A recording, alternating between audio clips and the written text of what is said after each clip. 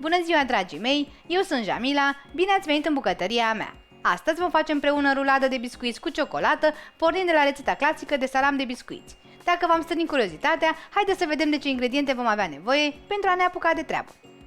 Pentru această rețetă vom avea nevoie de 200 de grame de migdale măcinate, 400 de grame de biscuiți de tipul petit beurre, 200 de grame de fulgi de nucă de cocos, 50 de grame de unt topit, 250 de grame de lapte condensat îndulcit, 200 de ml de lapte, 100 de grame de unt la temperatura camerei, 100 de grame de rahat turcesc, o lingură de esență de rom și 240 de grame de ciocolată pentru prăjituri cu 50% cacao de la Candia. Pentru început, vom mărunți biscuiții, așa că îi voi pune într-un mini robot de bucătărie.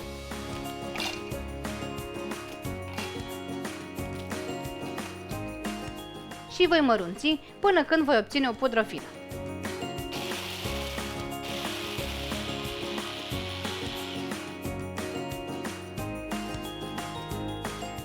Voi continua în același fel până când voi mărunți toți biscuiții.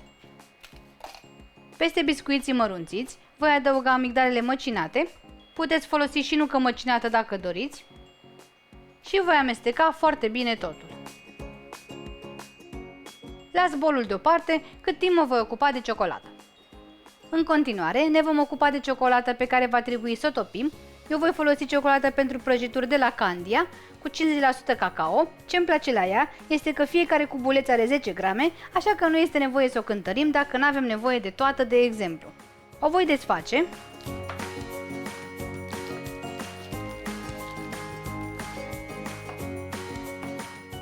Și o voi rupe în bucățele. O pun într-o cratiță. Este perfectă pentru orice fel de prăjituri și se poate topi ca atare la foc mic, pe baie de abur sau în cuptorul cu microunde.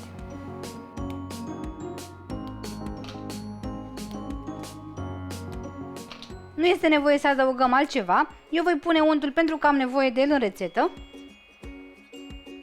Pornesc plita și voi topi ciocolata și untul la foc mic până când aceasta va fi complet topită.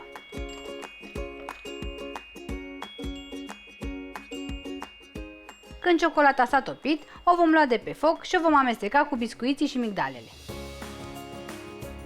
Datorită conținutului de cacao, ciocolata are un gust intens, așa că nu mai este nevoie să adăugăm în plus și cacao.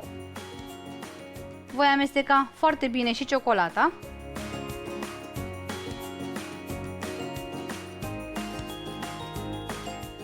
Și voi adăuga laptele călduț și esența de rom. Amestec foarte bine totul.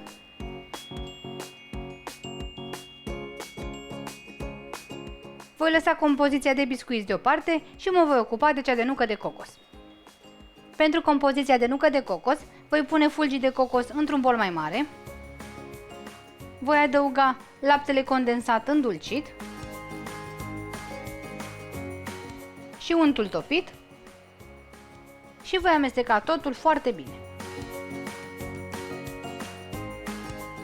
În funcție de nuca de cocos, s-ar putea să aveți nevoie de mai mult sau mai puțin lapte condensat. Ideal ar fi să aveți o compoziție moale și lipicioasă. Pe o foaie de copt voi pune pentru început compoziția de ciocolată cu biscuiți.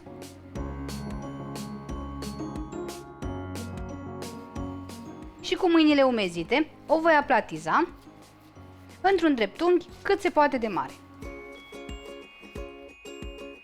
Am întins compoziția într-un dreptunghi cu lungimea de aproximativ 35 de cm. Puteți folosi și un sucitor pentru a nivela foarte bine biscuiții. Acum, peste această compoziție, voi sfărâmița compoziția de nucă de cocos cât mai uniform posibil.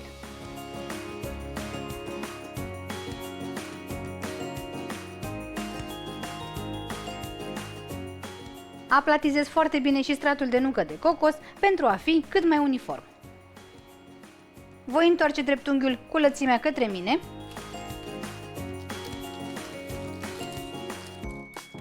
Iar în mijlocul lui voi pune bucăți de rahat pe toată lungimea.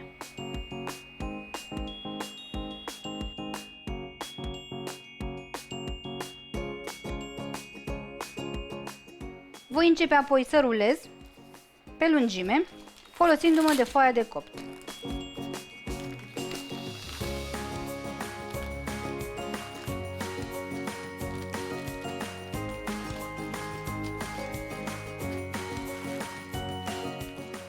Peste această foaie de copt mai puteți pune un strat de folie de plastic.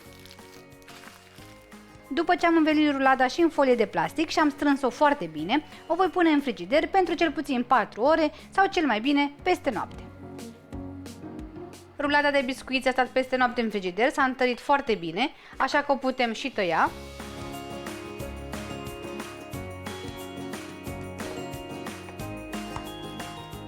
Să vedem cum arată și în interior.